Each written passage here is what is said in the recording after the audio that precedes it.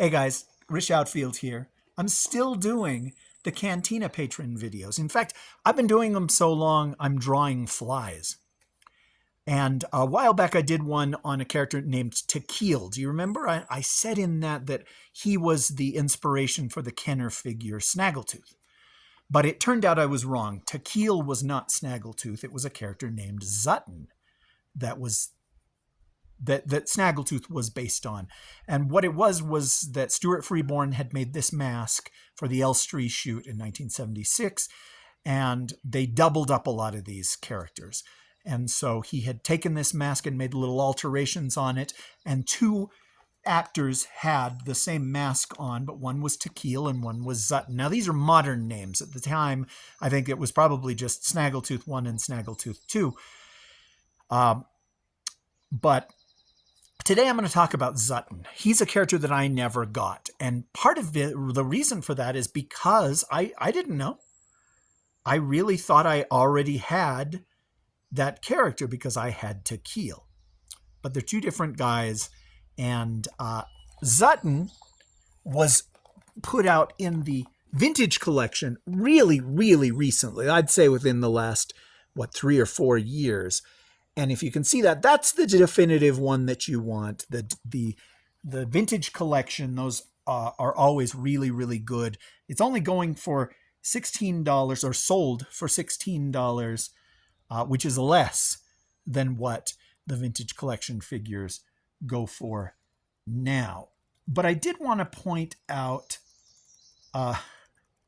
sorry, I should rehearse these, right? That way I could complain about the flies just a little bit more. But I did want to mention that way back in the Power of the Jedi line, they did this character before, and they did call him Zutton. But if you can see that, he's in this funky red disco costume, and that's not from Star Wars. That is from the holiday special. And yeah, you can get that one pretty cheaply. I'm almost tempted to get it because, we crap on the holiday special a lot, and justifiably so. But I do really like that sequence that he is in.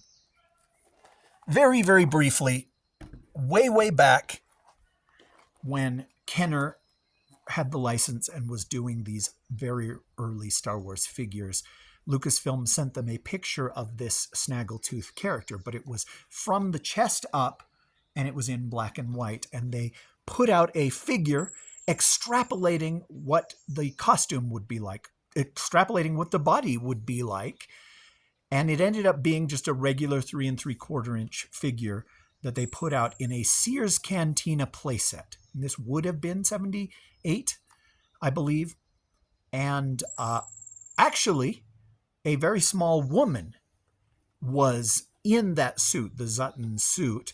And so Lucasfilm contacted them, and they said, no, this Snaggletooth is short. And Snaggletooth was wearing red, not blue. And so it's one of the very few figures that Kenner redid. They redid the body so that it was much shorter. They did the body so that it was in red. And that made the original Sears exclusive version rare and valuable. And I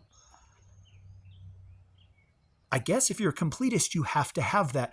And Hasbro, in their modern line, they did an homage to that. They did a 3-pack, Cantina 3-pack. I've got it here.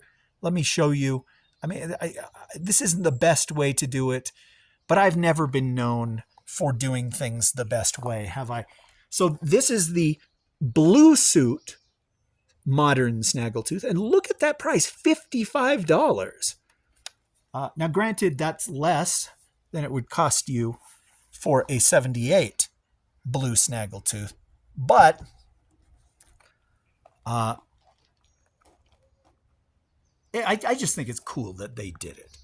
I was not really aware. I was just a little too young to understand that there were blue Snaggletooths and red Snaggletooths. It wasn't until I was an adult that I started hearing about some figures that were rare. There was an R2 with 3 legs which we won't be talking about today because we don't serve their kind in the Mos Eisley Cantina. But yeah, if you have one of those blue snaggletooths that you want to sell me, sure, I'll take it off your hands. I'm afraid that this has been the worst episode of the Star Wars Cantina Patrons series, but sadly, it's not the last episode. I've been Rish Outfield. Take care.